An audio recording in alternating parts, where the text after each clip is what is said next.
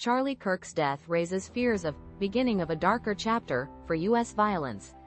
The assassination of Charlie Kirk, a prominent Trump ally, on a Utah college campus has ignited concerns about a surge in U.S. political violence.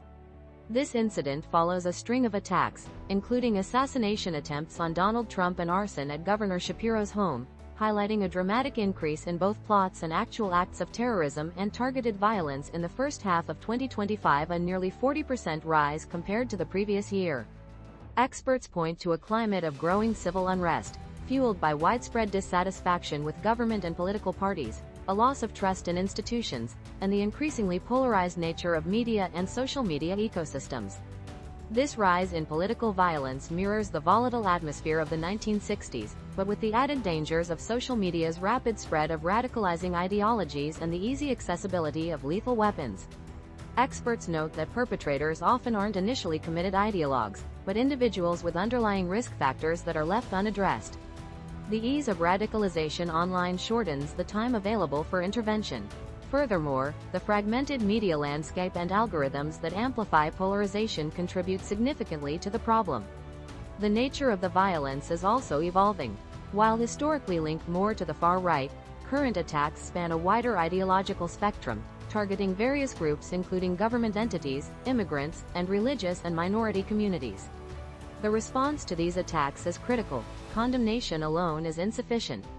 The way politicians frame these events, either highlighting the national polarization or leveraging it for political gain, can significantly impact the trajectory of the violence.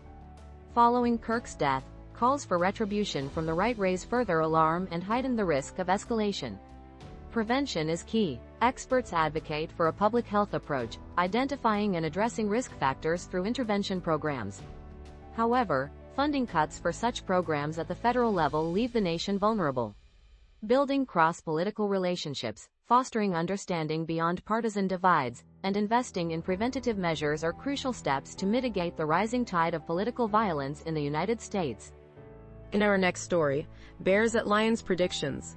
Expert picks for NFL Week 2. The Detroit Lions face a crucial home opener against the Chicago Bears this Sunday, both teams aiming to rebound from opening week losses within the NFC North. The stakes are high, as a second consecutive defeat would put them in a significant early season hole. Adding to the drama, the Lions will be facing their former offensive coordinator, now Bears head coach Ben Johnson.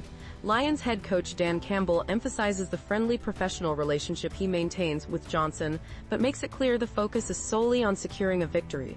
He's confident in his team's ability to win and prevent a 0-2 start. The upcoming matchup promises a compelling contest, featuring two teams eager to prove their mettle and establish momentum early in the season.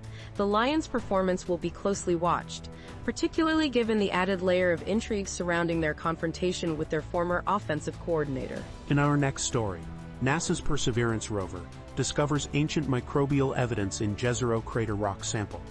NASA's Perseverance rover has unearthed a potentially groundbreaking discovery on Mars. A sample from Jezero Crater, dubbed Sapphire Canyon, contains vivianite and greigite, unusual minerals that on Earth are often byproducts of microbial life. While these minerals could have formed through purely chemical processes, the possibility of ancient Martian microbes is exciting scientists. The presence of these minerals raises questions about the Great Filter theory, the idea that intelligent life is incredibly rare due to significant obstacles.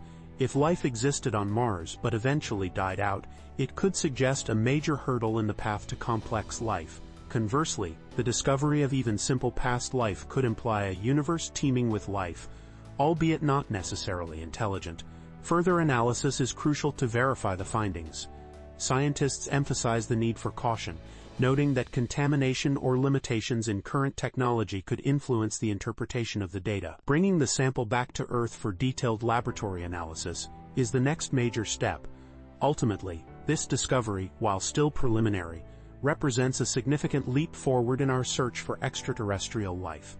The quest to understand the implications of this finding will drive future exploration and international collaboration in space research. In our next story, Bryan Hops Fence tries to fight Gavin Adcock. Country music singers Bryan and Gavin Adcock nearly came to blows at the Born and Raised Festival in Oklahoma.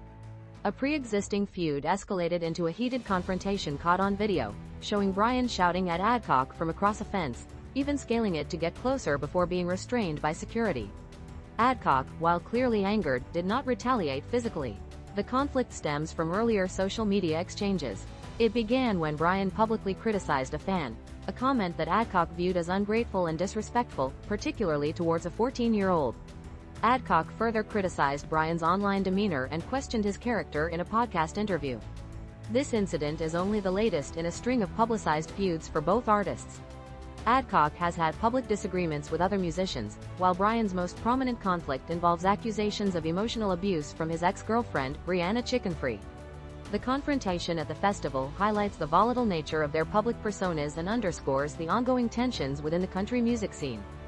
In our next story, he's way better than Mayweather. Crawford hailed by Canelo after signature win. Terence Crawford dominated Canelo Alvarez in a stunning victory Saturday night, claiming the undisputed super middleweight championship. Crawford, moving up 2 weight classes, decisively outboxed Alvarez, showcasing superior skill and control throughout the fight. He dismissed concerns about Alvarez's power, stating he'd faced harder hitters in the past, and confidently predicted his win even before the match began. Alvarez, despite admitting to being fully prepared, conceded defeat, attributing his loss to his body's inability to keep up with Crawford's superior strategy. He even praised Crawford, declaring him way better than Floyd Mayweather. Crawford's victory marks a historic achievement. He's the first male boxer in the 4-belt era to become undisputed in 3 divisions, a feat previously accomplished only by Henry Armstrong. This win serves as a powerful statement, silencing critics who doubted his ability to compete at the higher weight class. Crawford emphasized his respect for Alvarez while simultaneously asserting his own place in boxing history. He rejected comparisons to Floyd Mayweather, stating he is the greatest in his era, and let his performance speak volumes, proving his doubters wrong.